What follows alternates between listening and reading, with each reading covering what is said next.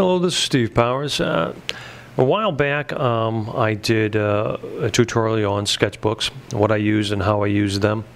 But there's one of the sketchbooks I really didn't go into detail with, and it's really not a sketchbook, it's a portfolio book for my loose sketches. And what I mean by loose sketches, anything I do outside of a sketchbook, or maybe a page of a sketchbook that I want to save.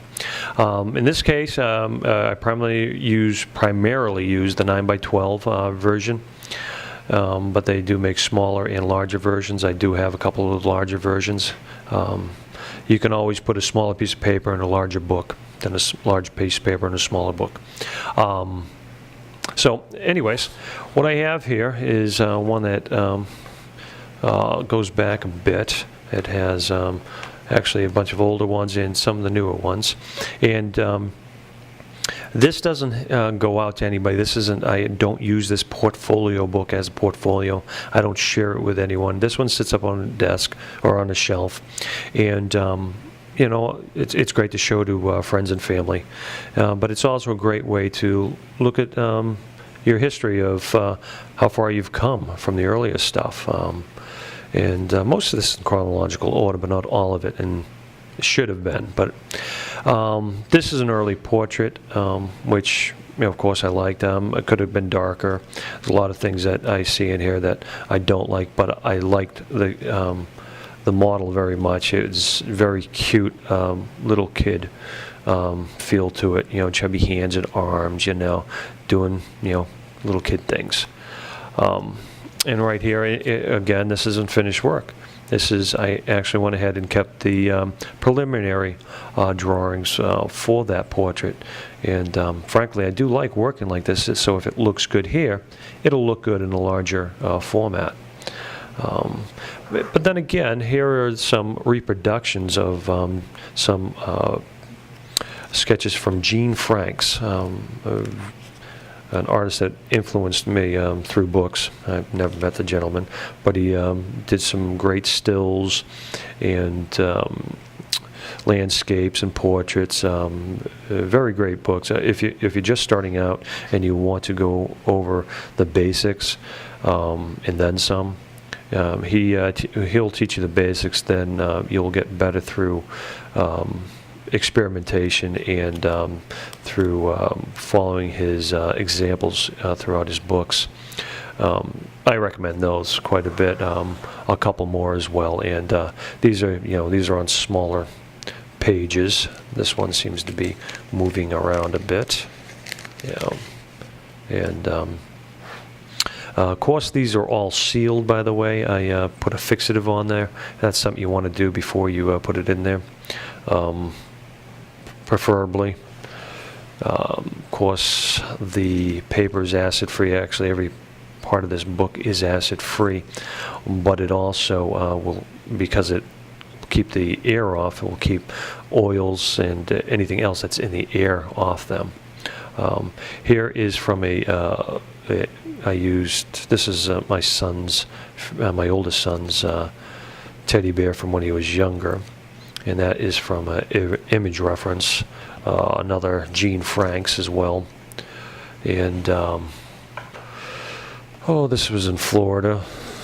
And another Gene Franks. And this one I liked it so much, I had to do this when I looked at it. I just liked the textures he got. And I tried to get it as accurate to his as possible. And a lot of people, well, why do you want to copy? You can't use this. I can't display this.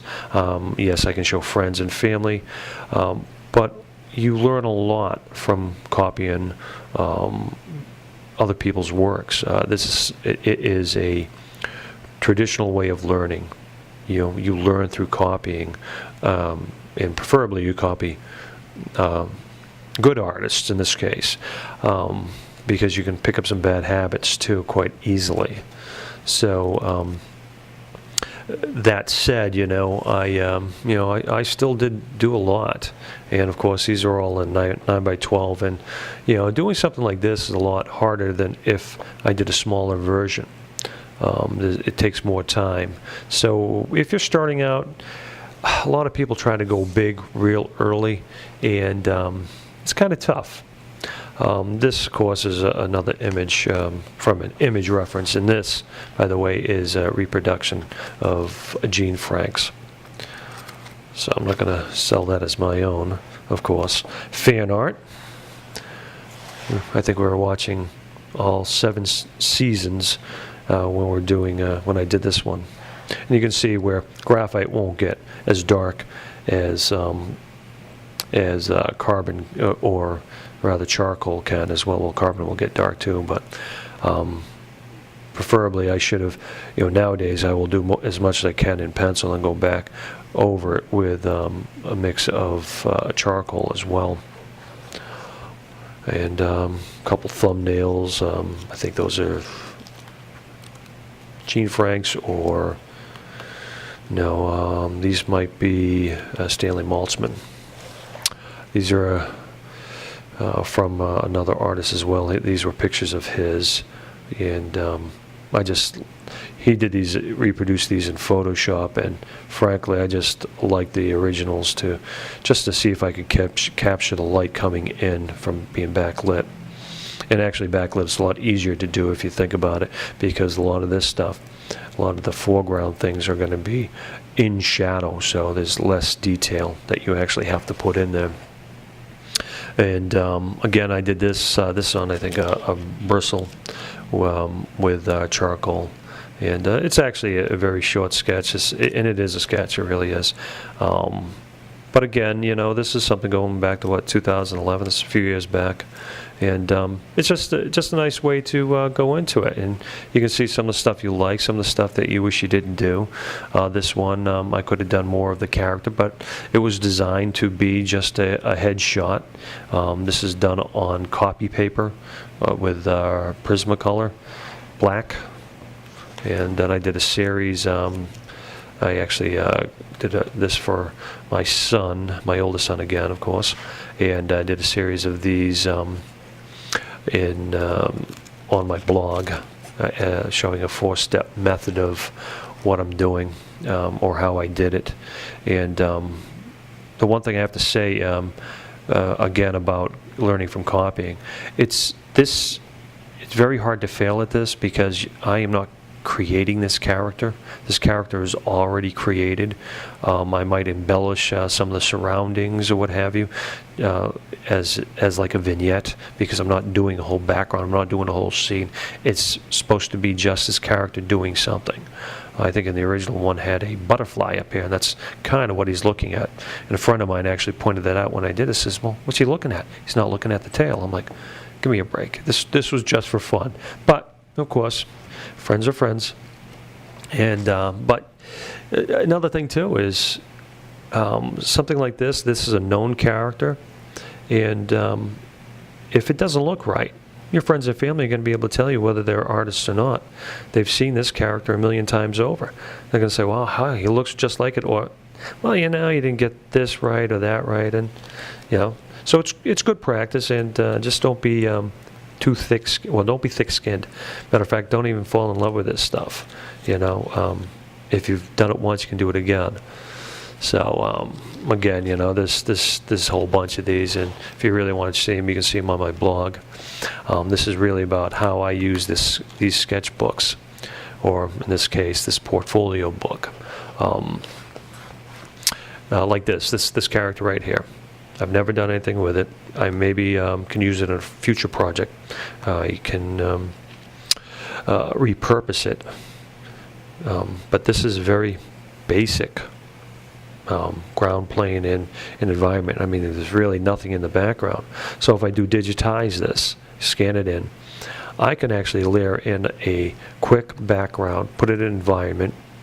I can also put a layer over it so I can embellish this as well, or paint it out too, because right now there's no color. This could be a yellow character, this could be a brown character, this could be, I wouldn't do blue, that would be a different character. But, it's just reason to keep some of these sketches around, and I don't keep them all. Most of them get tossed. I scan them, I keep what I like, and I toss them. In this case, I like this one. I said it has potential, so I kept it. I like the ears. I'm not too great about the nose and stuff, but you have to make it interesting to a point. You know, you got the feet and the hands. Not sure what to do with it, but I don't have to figure out what to do with it right now. I can repurpose it and use it later. Like this character, this guy, I like him a lot. I've actually never put him out on anything. I just actually found him in this book again just the other day, going, oh yeah, I forgot about him. So it's a good thing. And this guy, he's been used I posted him at least. He hasn't been used in any kind of composition. There was one planned for him, but I never did get around to it. And last thing I think I put in this was this little alien buggy, where I really focused on the buggy, not the alien. And this really started out a sketch.